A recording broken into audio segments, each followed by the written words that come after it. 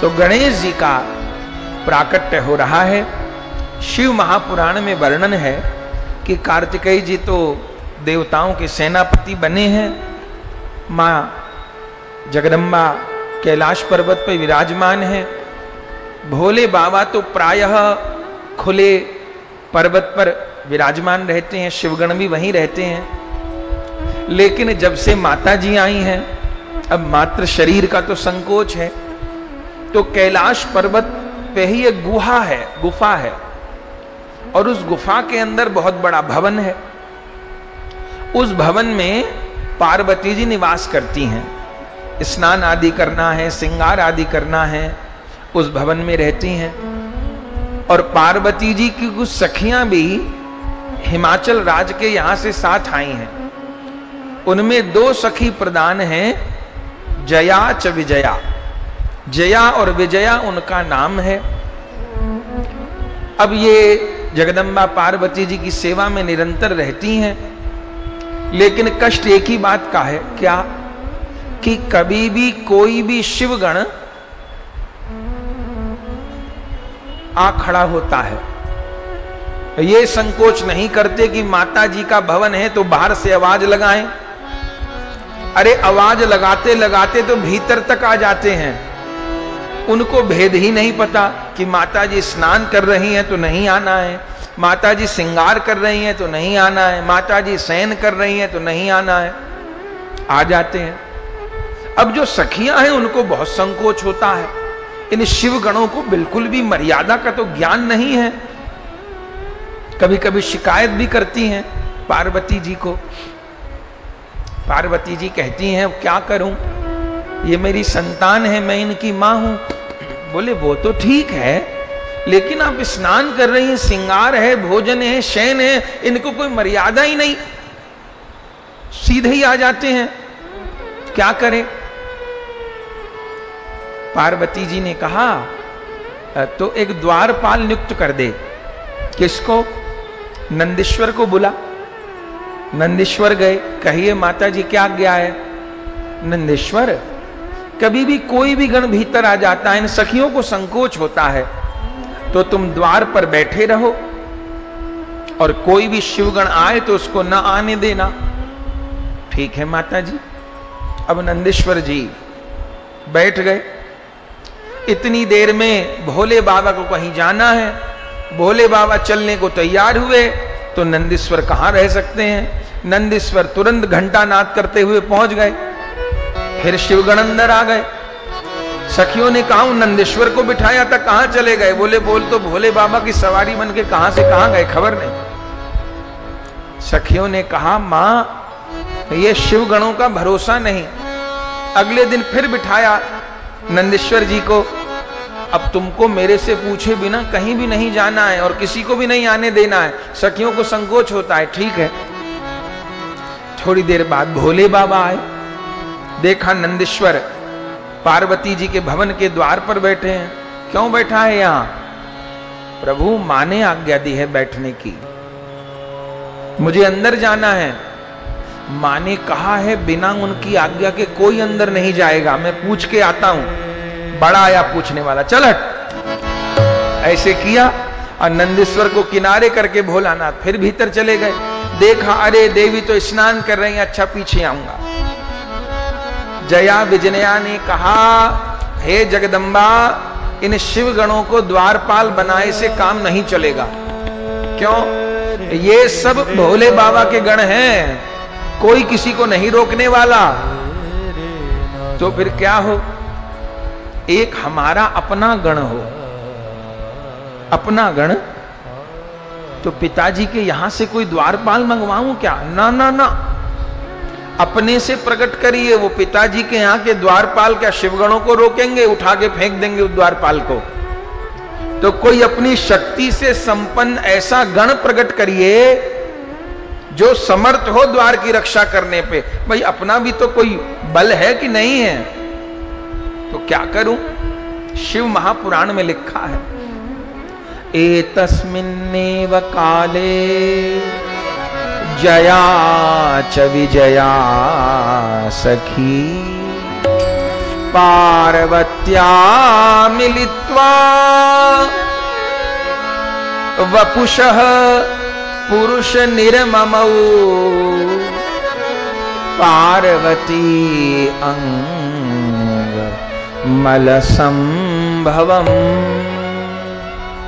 हे जगदम्बा, अब अपने से किसी गण को प्रकट करिए। अच्छा, सोचती हूं। बस यही चर्चा हो रही थी, मां का स्नान बाकी था और जया विजया ने सुंदर उबटन तैयार किया। इसमें चंदन, कस्तूरी, केसर, जाने क्या क्या था। और जगदम्बा पार्वती जी के दिव्य अंग के ऊपर उबटन मल रही हैं और जगदम्बा को स्नान करा रही हैं। अरे जगदम्बा तो दिव्य हैं, उनके शरीर पे कोई मैल थोड़ी होता है। वो जो मैल उतारना है, ये तो सखियों की सेवा है। वो तो दिव्य तनु है, उनको मैल थोड़ा उतरता है जो उबटन की आवश्यकता है। पर ये सखियों के लाड़ हैं, तो दिव्य उबटन लगा रही हैं। और चिंतन वही चल रहा है, कोई गण प्रकट करना है, कोई गण प्रकट करना है। इधर बार बार श्री कृष्ण का वो वर भी याद आता है कि मैंने पुण्यक व्रत किया था, तब कृष्ण कन्हैया कह के गए कि मैं ही तुम्हारे यहां लाला के रूप में आऊंगा। तो कैसे आएंगे खबर नहीं। शिव ओज के रूप में तो कार्तिकेय प्रकट हो गए। बस चिंतन चल रहा है और वह भगवदीय चिंतन अब संकल्प करवा रहा है और गणेश जी का प्रागट्य हो रहा है। शिव महापुराण के इन श्लोकों को एक पद के भीतर पिरोया गया है। तो पद का गान करते हुए हम लोग गणेश जी की उत्पत्ति की कथा का आस्वादन करें। मैया का स्नान हो रहा है, सखियां करा रही हैं, भक्त जन गा रहे हैं। गौरी ने गणेश प्रगटाए, सकल जग आनंद छाए।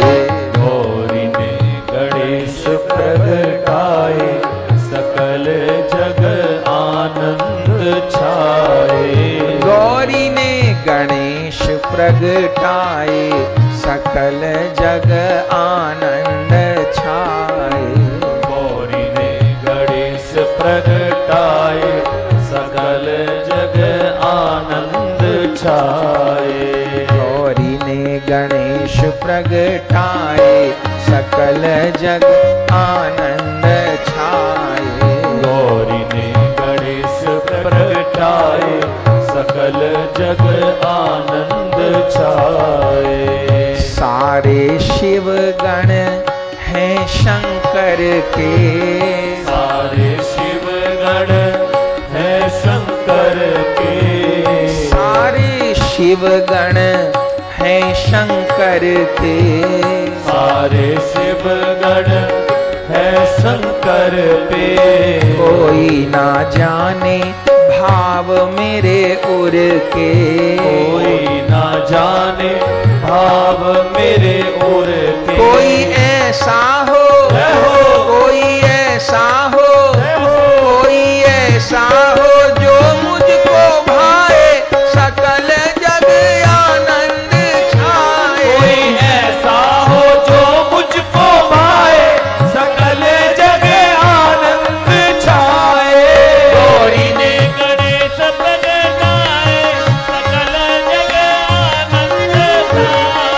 गौरी ने गणेश प्रगटाए, सकल जग आनंद छाए। स्वामी कार्तिकेय पिता संग रहते था, स्वामी कार्तिकेय पिता संग रहते। स्वामी कार्तिकेय पिता संग रहते। स्वामी कार्तिकेय पिता संग रहते। मुझको धर्म की माता कहते, मुझको धर्म की माता कहते। कोई ऐसा हो, कोई ऐसा हो, कोई ऐसा हो, गोदलू बिठाए, सकल जग आनंद छाए। कोई ऐसा हो गोद बिठाए, सकल जग आनंद छाए। गौरी ने गणेश प्रगटाए, गौरी ने गणेश प्रगटाए, सकल जग आनंद छाए। सखियां उबटन मल नहवावती, सखियां उबटन मल नहवावती, सखियां उबटन मल नहवावती, सखियां उबटन मल नहवावती। गौरी मन में सोच विचारती, गौरी मन में सोच विचारती, गौरी मन में सोच विचारती, गौरी मन में सोच विचारती। मन में संकल्प आए, सकल जग आनंद छाए। मन में संकल्प आए, सकल जग आनंद छाए। गौरी ने गणेश प्रगटाए, सकल जग आनंद छाए। गौरी ने गणेश प्रगटाए, सकल जग आनंद छाए। अंग उबटना, बस स्नान हो रहा है, चर्चा हो रही है और उसी समय शिव संकल्प काम कर रहा है। शिव संकल्प ने कैसे काम किया? अंग उबटना हाथ में लीनो, अंग उबटना हाथ में लीनो, अंग उबटना, अंग उबटना उतारने लगी अपने हाथ से भगवती दुर्गा। अंग उबटना हाथ में लीनो, अंग उबटना हाथ में लीनो।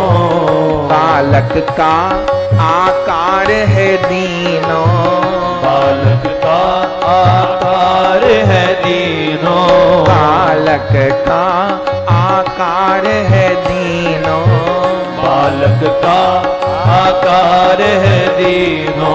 सुंदर जय हो, जी सुंदर, जय हो, जी सुंदर रूप बनाए, सकल जग आनंद छाए।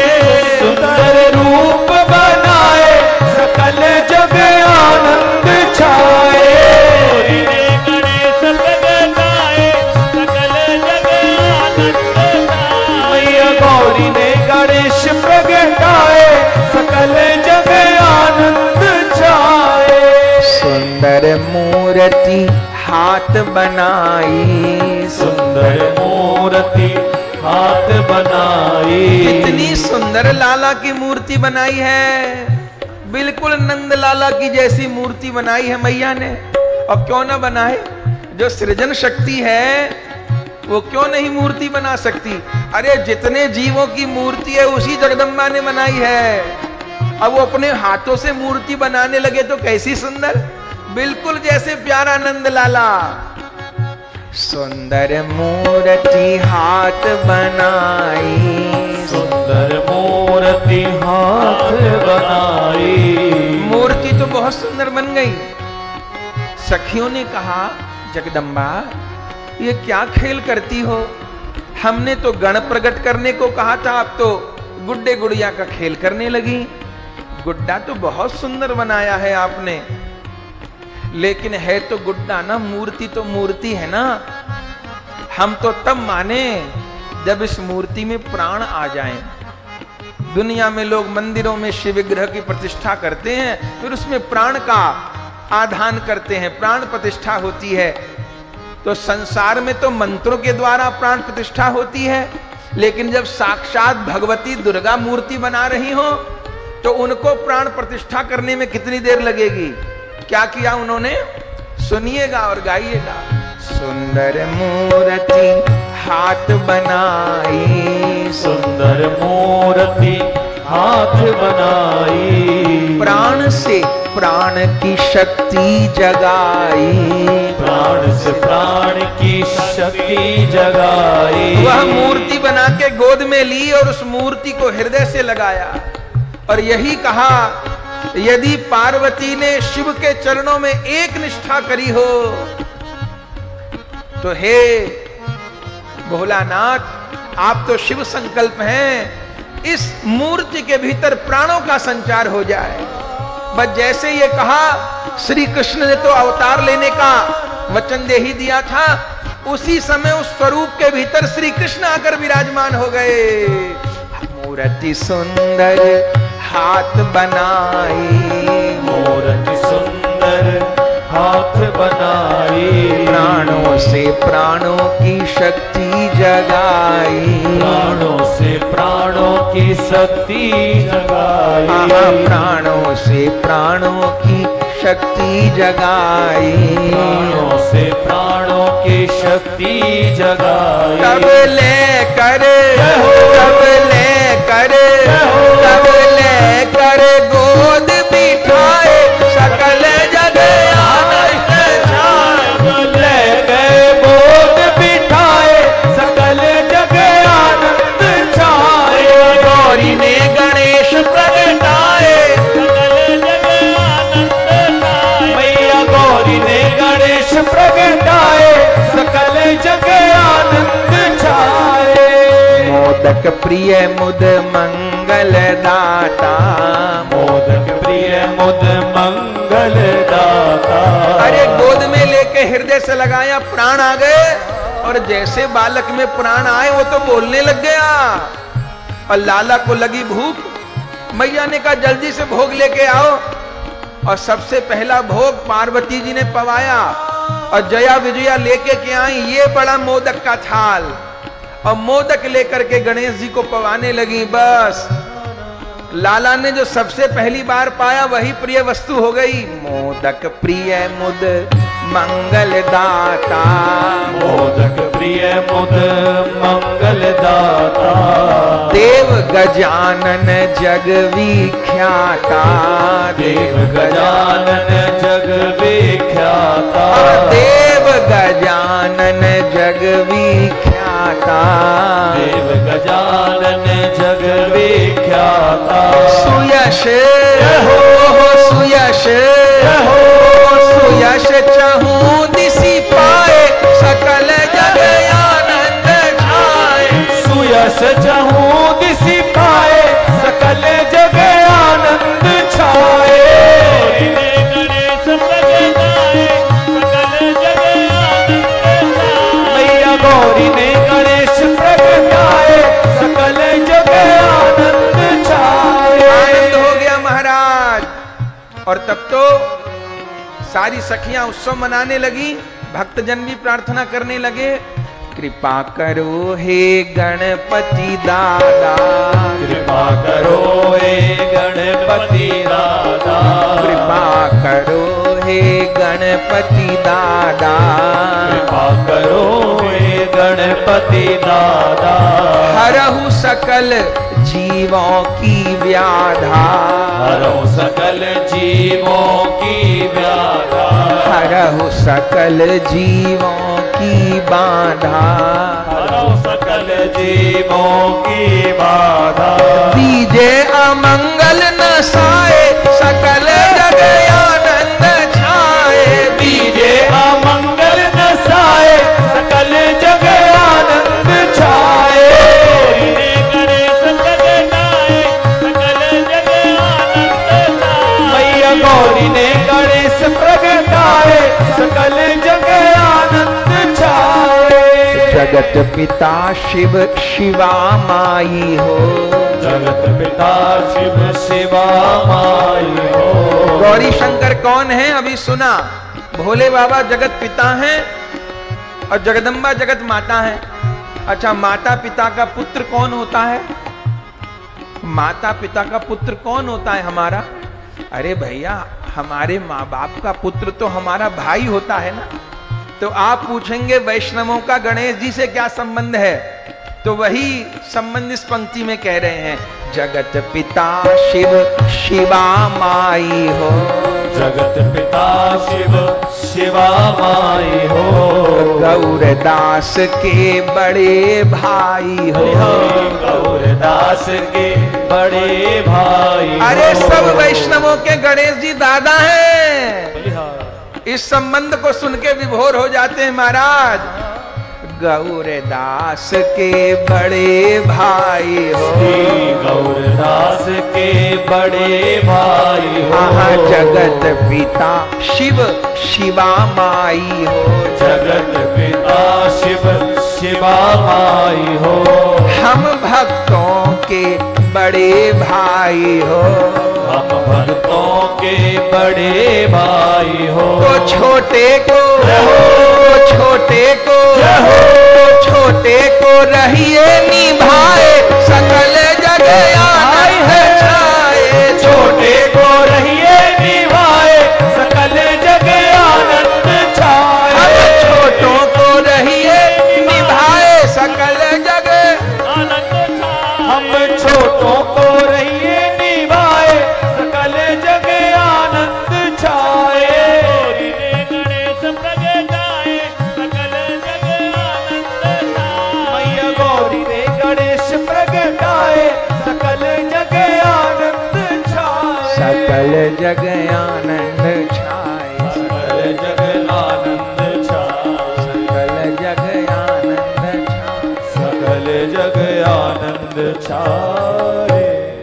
क्या कहना महाराज, जगत पिता शिव शिवा माई हो, जगत पिता शिव शिवा माई हो। तो फिर माता पिता के पुत्र तो भाई लगते हैं। हाँ, आप सबसे बड़े हो, आपसे बड़ा कोई नहीं।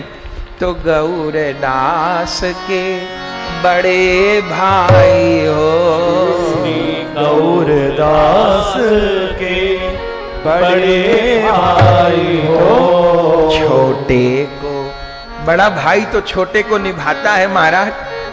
जब संसार में बड़ा भाई छोटे को निभाता है, तो फिर आप जैसा बड़ा भाई हम छोटों को क्यों नहीं निभाएगा।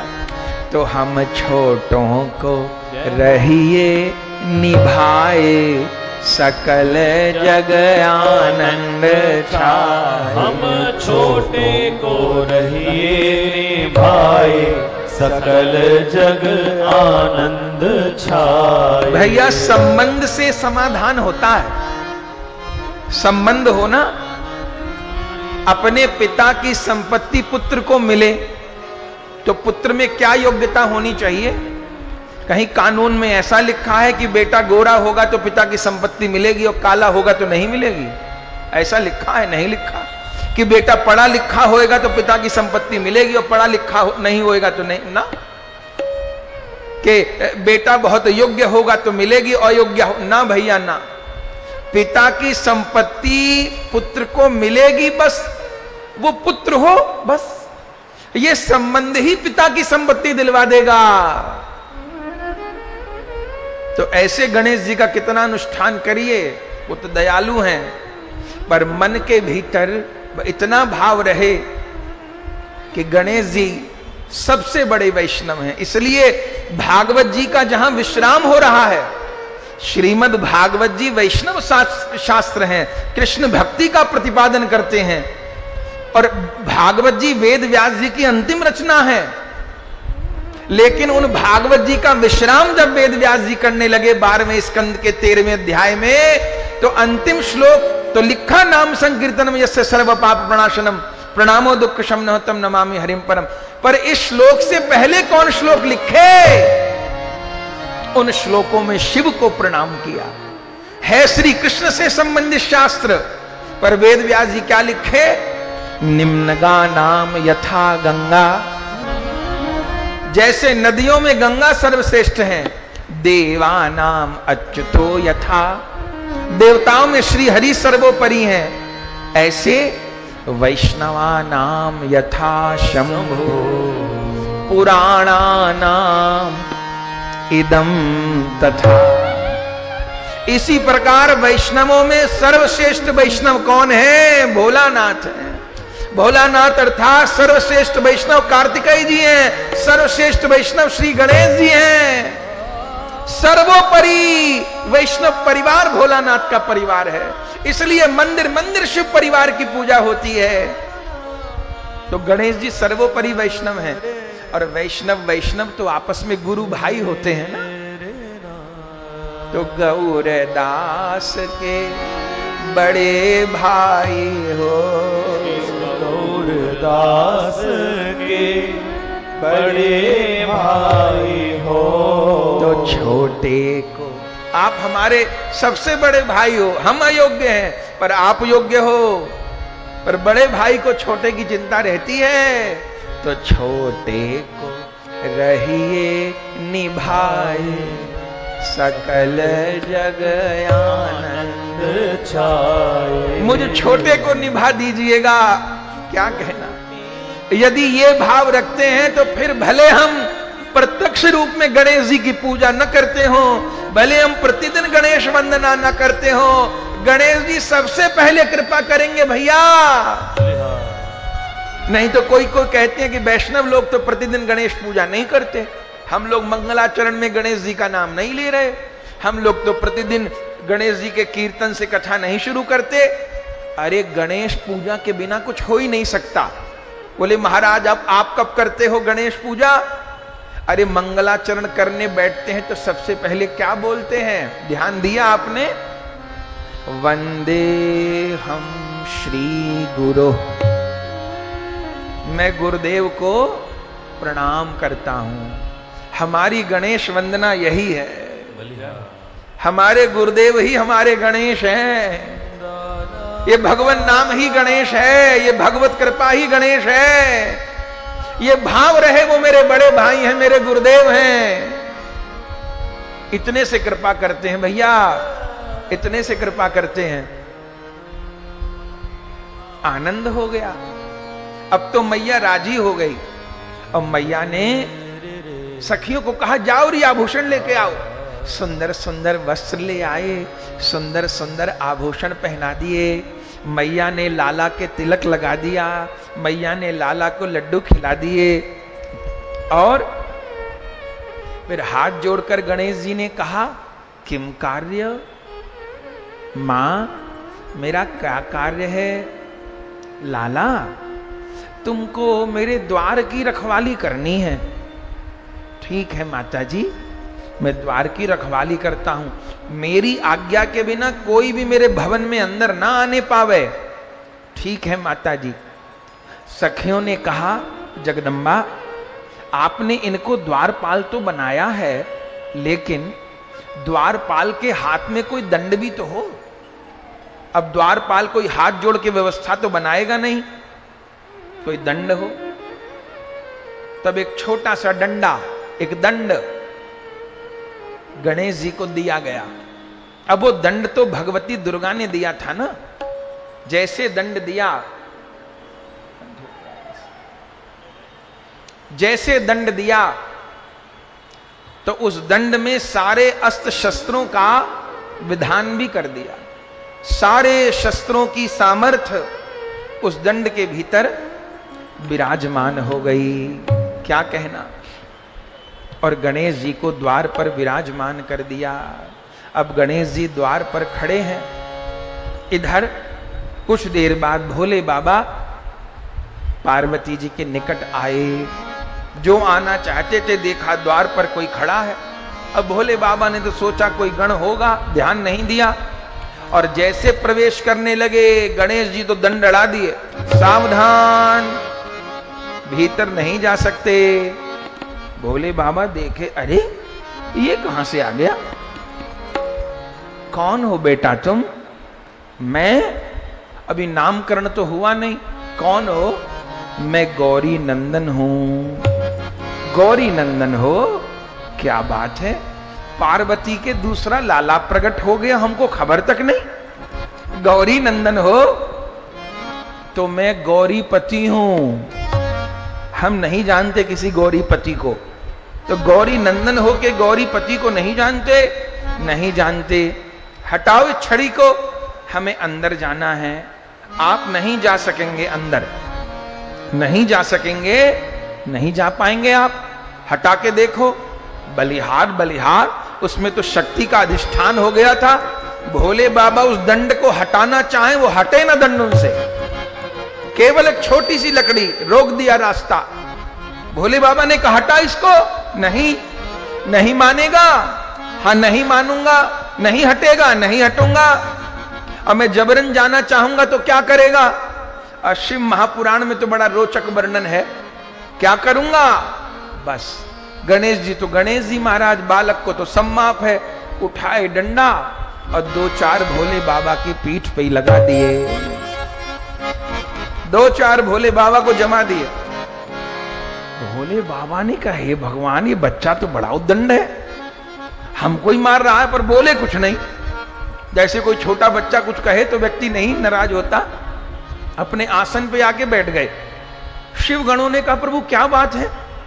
भोलानाथ कहे, ये भवानी के महल के द्वार पर कौन उद्दंड बालक आके बैठ गया है, जरा देखो तो सही। अब तो शिवगण पहुंच गए। अरे कौन है रे तू?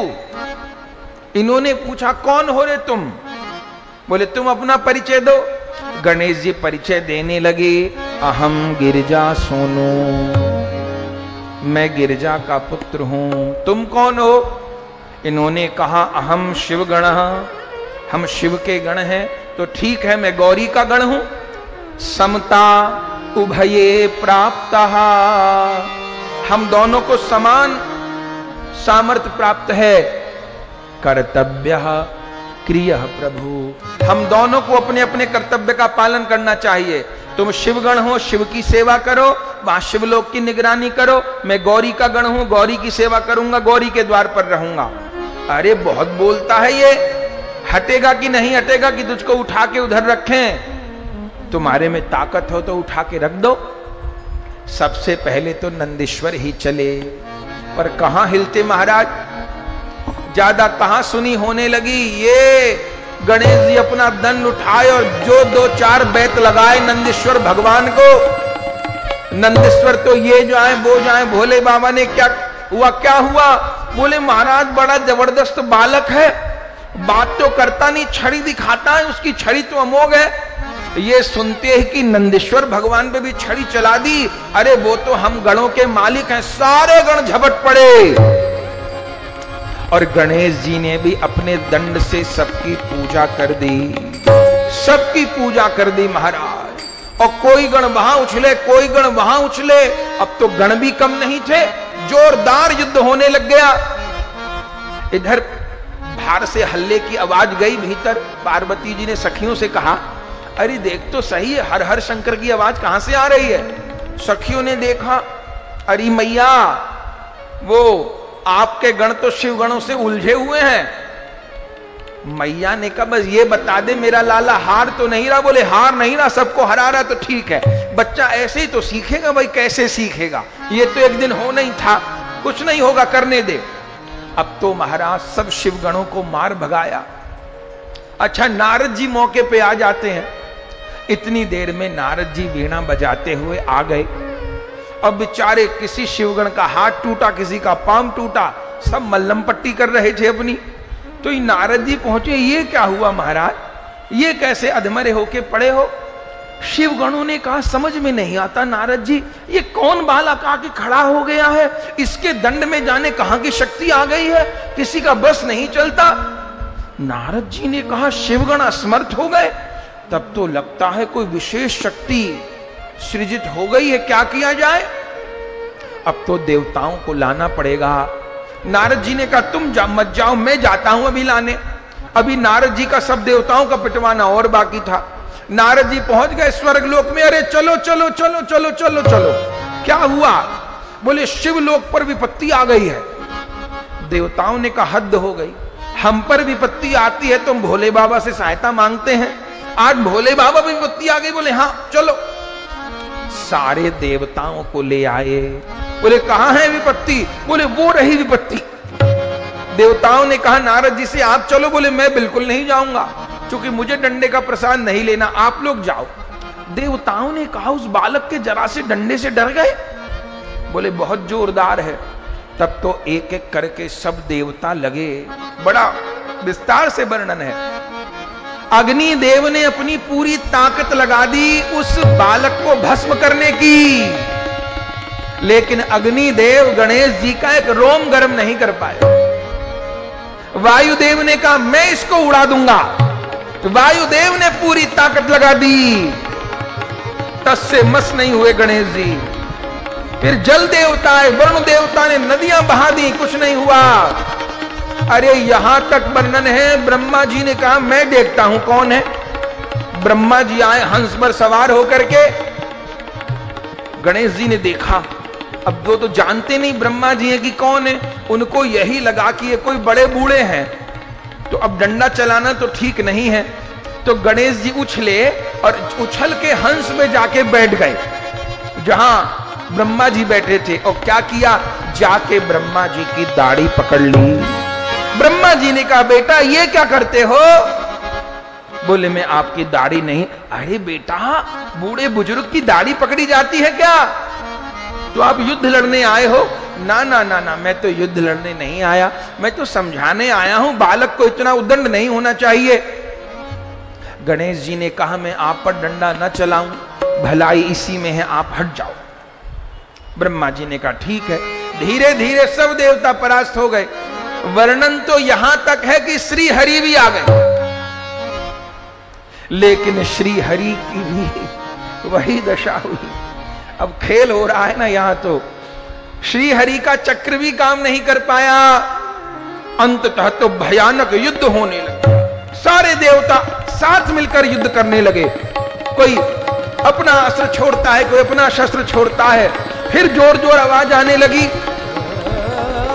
सखियों ने आके देखा, पार्वती जी ने कहा क्या हो रहा है? बोले मां अब तो शिवगण नहीं, अब तो देवगण लड़ने आ गए हैं। अच्छा मेरा लाला अकेला न पड़ जाए, अभी मैं दो शक्तियों को उत्पन्न करती हूं। पार्वती जी ने दो शक्ति उत्पन्न करी। क्या लिखा है? एकाम देवी श्याम पर्वत संकाशम, एकाम देवी बहु हस्त समन्विता, देवी भयंकरा महादेवी दुष्ट दंड विधायनी, देवी महादेवी दुष्ट दंड विधायनी। दुर्गा से तो देवी प्रकट हो गई। एक देवी तो ऐसी थी श्याम पर्वत संकषा, जो एकदम काले रंग का बड़ा पहाड़ जैसी, और उसका मुख ऐसा था जैसे बड़ी बड़ी गुफा हो। वो उठा उठा करके शिवगणों को देवगणों को अपनी मुख रूपी गुहा में डालने लगी।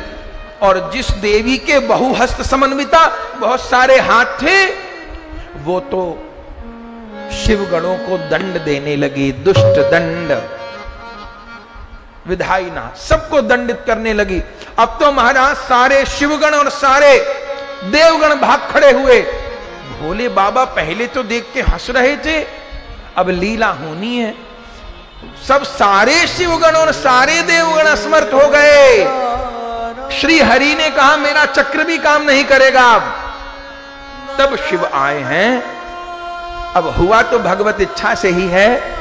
आगत्य त्रिशूल तच्छिरो निरंकृता। उसी समय पीछे से भोलानाथ आए हैं और त्रिशूल उठा करके, शिव पुराण में यहां लिखा है कि 5 शस्त्र तो शिव के भी निरर्थक हो गए। पिनाक को भी निरर्थक कर दिया, पाश फेंके पाश को भी निरर्थक कर दिया, लेकिन आखिर में छठे शस्त्र के रूप में जब त्रिशूल छोड़ा है, तच्छिरो निरंकृत, उस समय गौरी के गण का जो शीश है वह धड़ से अलग हो गया। लेकिन आश्चर्य यह था कि जैसे शीश अलग हुआ तो शीश उड़कर गोलोक चला गया।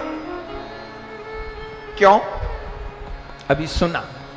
ब्रह्म वैवर्त के अनुसार श्री कृष्ण ही आए हैं प्राण के रूप में, तो भगवान के स्वरूप में अंश और अंशी अभेद होता है, देह और देही अभेद होता है। तो उस शीश का विलय जाकर के श्री कृष्ण में हो गया, और धड़ जो कि उबटन से बना था वो निर्जीव पड़ा है। जैसे त्रिशूल के द्वारा शिरोच्छेदन कर दिया है, सखियों ने जाकर के भागते भागते बताया है, हे जगदम्बा अनर्थ हो गया, अनर्थ हो गया, अनर्थ हो गया। क्या हुआ? स्वयं शिव ने अपने त्रिशूल से आपके गण का शिरोच्छेदन कर दिया। बस सुनते ही जगदम्बा महाक्रोधित हो गई हैं और उनके शरीर से कितनी कितनी देवियां प्रज्वलित अग्नि के समान निकली हैं और महाप्रलय का दृश्य सृष्टि में उपस्थित हो गया। लगता था महाप्रलय आ जाएगी, सब कुछ समाप्त हो जाएगा। सारे देवता घबरा गए, ये क्या हुआ? स्वयं दुर्गा भवानी के रूप में प्रकट हो गई, मैं सारी सृष्टि को नष्ट कर दूंगी। सब देवता घबराए हैं, देवी की शरण में आकर के स्तुति करने लगे। महेशानी नमस्तुभ्यं सनातनी जगदम्बिके कृपा कृत्वा ममोपरि महादेवी करुणामयी। हे महादेवी, करुणा करो, करुणा करो, करुणा करो। ये सारा जगत तुम्हारी संतान है, हमारे अपराध को क्षमा करो। बहुत लंबी स्तुति की देवताओं ने। फिर देवी का क्रोध धीरे धीरे करके शांत हुआ है। आखिर में स्वयं शंकर भगवान ने स्तुति आके करी है। तब देवी ने एक ही बात कही है, यदि पुत्र जीवित में, यदि मेरा पुत्र जीवित हो और सर्वदेवानाम प्रतिपूज्ययाम, सारे देवताओं में प्रथम पूजा इस पुत्र की हो, मेरे गौरी नंदन की हो, तभी यह प्रलय की अग्नि शांत होगी, न तो प्रलय की अग्नि में अभी सारी सृष्टि भस्म हो जाएगी। तब सब देवताओं ने कहा कि हम प्रथम पूज्य के रूप में इनको स्वीकार करते हैं, लेकिन इनकी देह तो प्राणहीन है, इन्हें जीवित कौन करेगा? तब श्री हरि ने कहा, मृत्युंजयी तो एकमात्र भोलानाथ है, भावी हूं मेट सके त्रिपुरारी। जब कृपा करे प्रलंकर तो कहां करे भयंकर। ये शिव ही प्राणदान दे पाएंगे।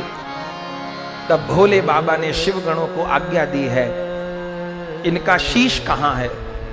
बोले शीश तो जैसे ही शिरोच्छेदन हुआ, शीश अंतर ध्यान हो गया। अब किसका शीश रखा जाए? तो जाओ उत्तर दिशा की ओर जाओ और उत्तर दिशा में जो सबसे पहला प्राणी दिखाई दे उसी का शीश लेकर आओ। उत्तर दिशा की ओर सब शिवगण देवगण गए हैं तो सामने से एक सिंदूरी रंग का हाथी आते दिखाई दिया है। अनंत रूप रूपाय विष्णवे प्रभु विष्णवे। इन अनंत रूपों में भगवान ही प्रदर्शित हो रहे हैं, उनको गणनाथ के रूप में पूजित होना है। वह सिंदूरी रंग का हाथी दिखाई दिया। शिवगणों ने उन्हीं के शीश को लिया है और ला करके भोलानाथ को प्रदान किया है। तब भोलानाथ ने उसी शीश को उन गौरी गण के धड़ के ऊपर विराजमान किया है। भोले बाबा ने महामृत्युंजय मंत्र का उच्चारण किया है और ब्रह्मा जी ने अपने कमंडल से लेकर के जल स्पर्श किया है। और जैसे ब्रह्मा जी के कमंडल का जल स्पर्श हुआ और भोलानाथ ने महामृत्युंजय मंत्र का उच्चारण किया, अरे वह गौरी गण तो ऐसे खड़े हो गए जैसे छोटा बालक सो करके खड़ा हो जाए। और जैसे खड़े हुए हैं दौड़ करके माता जी के चरणों में प्रणाम किया है। उस समय सब देवताओं ने पुष्प वृष्टि की है, सब देवताओं ने स्तुति की है श्री गणेश जी की। गणपति रूप में आप विराजमान हुए हैं। देवी जगदम्बा का रोष शांत हुआ है। और फिर शिव पुराण में लिखा है कि अपनी गोद में लेकर के दत्वा स्वकर पंकजम, एक हाथ जगदम्बा ने और एक हाथ शिव शंकर ने उनके मस्तक पर विराजमान किया है। और उस समय भोले बाबा ने स्वयं घोषणा की है, जैसे हम त्रिदेवता इस सृष्टि में पूजित होते हैं, ऐसे ही ये मेरे पुत्र गणेश अब इस सृष्टि में प्रथम पूजा का पद प्राप्त करेंगे, प्रथम पूजित होंगे।